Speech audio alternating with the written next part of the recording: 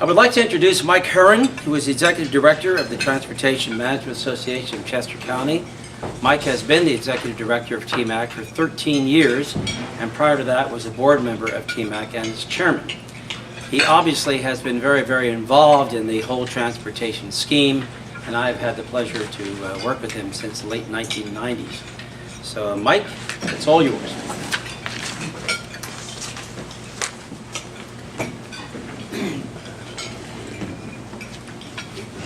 Thank you, Lloyd. Please bear with me. I've just recovered from a lack of being able to speak. So when you told me there was no microphone here, would have been tough about a month ago. I'd had surgery on my throat.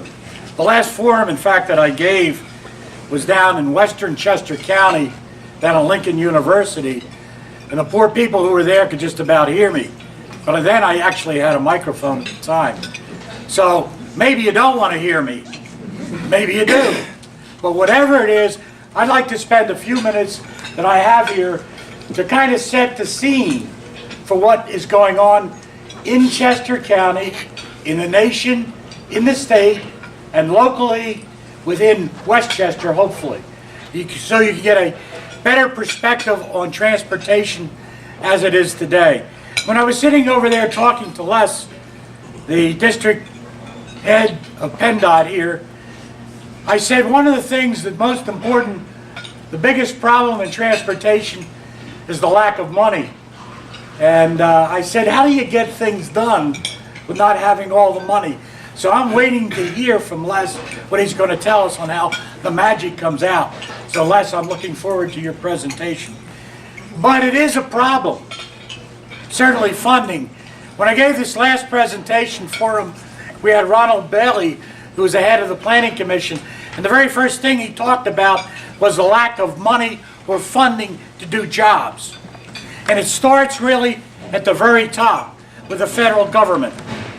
The Highway Trust Fund that's out there today, it's been sliding, getting lower and lower and lower to a point of near bankruptcy.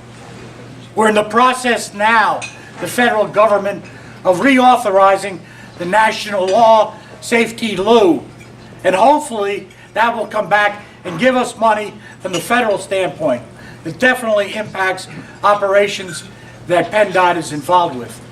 On the state level, we have another problem. It's called Act 44. It was passed in 2007, and it was passed after a lot of consternation and discussion, arguments, pros and cons. It was a way to get money for the state of Pennsylvania to provide the dollars for the highways, the bridges, and mass transportation. It was signed into law in the summer of 2007, but there was one problem, the same problem that existed before the law was actually placed, and that was the way, how are they going to fund it? Everything was talked about. Real estate taxes, increase in the gasoline tax, everything you could possibly think of was mentioned. They came up with a solution.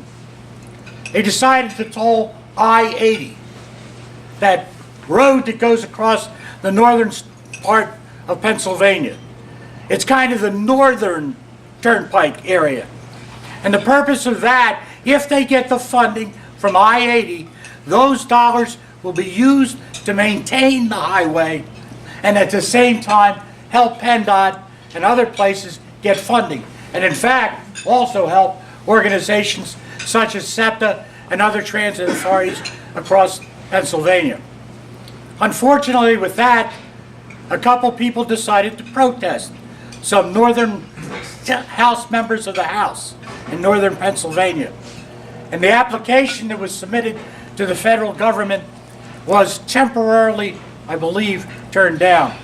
And I use the word temporarily because there are some pitfalls within the application, shortcomings. So once again, we're back at that same state. How are we going to actually get the funding? I believe back in September or October of this year, a new submission or revision was sent to the Federal Highway Transportation Group, basically to try to answer those questions that were there. But for the time being, we have a lot of concerns.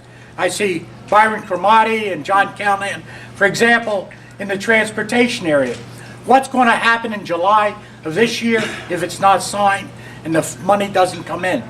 Once again, public transportation will have a problem. Where are we going to get the dollars? We're going to go back to the drawing board. I could talk about local dollars, but my dear friend, Chairman Carol H.'s not here today. I remember her first time she ever looked at transportation dollar needs, and she said, not for the state, but just for Chester County, we need something like $2 billion. I was quite surprised. But I guess if you add up everything, it could become very, very difficult in getting those dollars for the road repair. When we started, or when we got involved with this forum, our organization, along with the Chamber, conducted pretty much of a survey to find out people who were members of the Chamber, basically some type of profile about the transportation needs in the area. How do you commute to work? Discovered that it's obvious that car and van pooling 4%, 9% commute by bike. Very interesting. I guess it's the borough, it's conducive to bicycle use. Do you ever cover employee parking expenses from corporations? 60% said no, or 39% said yes.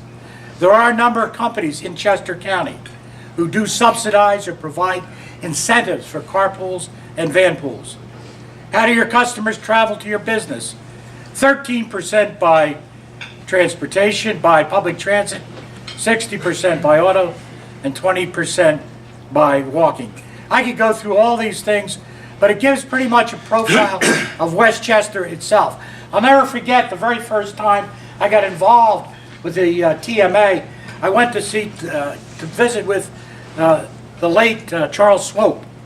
I remember talking to him. I said, you know, Charles, you are a doctor. You should be a member of the TMA. And he said, why?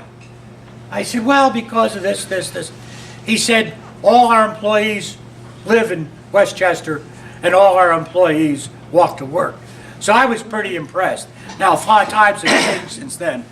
I believe the bank went into a number of branches, and it'd be a darn long walk from wherever they live in. But in any event, there was an importance and a visibility to understanding that walking was definitely a means of getting there, as are other alternative transportations. Before I leave my 5 minutes, 1 year out, that's it. I got one out. I'm going to talk about some great things, but I'm going to get less to talk about them better. There's been a lot of major projects that have gone on. 202 is one of the biggest. The state has just completed, or is in the process of completing, new bridges on 202 in section 300. Several years ago, they did 400, and I understand, and they'll talk about it, that section 200, which is where from West Matlack Street to the Route 100 interchange. So they just opened bids, and they're going to be working on that particular roadway. There have been a lot accomplished and a lot of exciting things in Chester County, definitely in Westchester. We've had the pleasure working with Gary Krapf and others to provide bus services. The TMA started the Scoop Bus, which goes from Oxford, southern Chester County, and goes into Westchester. We've contracted Krapf Coaches to do it. We also have the Link Bus, which comes from now, extended from all the way from Parksburg to Coatesville and into Exton, and it follows up in the evening, supplements or complements the A bus. A lot of projects. He's going to stand up. I just want to say this. Jesus, this is tough. With or without a microphone. You know, he was my chairman. Now he's my treasurer, unfortunately. So I got a lot of goods on him. But in any event, I'm delighted this morning to have a chance to talk to you, give you some idea of the number of problems and issues, and encourage you to think about transportation from an economic perspective. Not just whether there are potholes on the highway or there's a lot of congestion, but look at it, how does it benefit you, your organization, and your families? Thanks a million. Thanks for the hook. Thanks.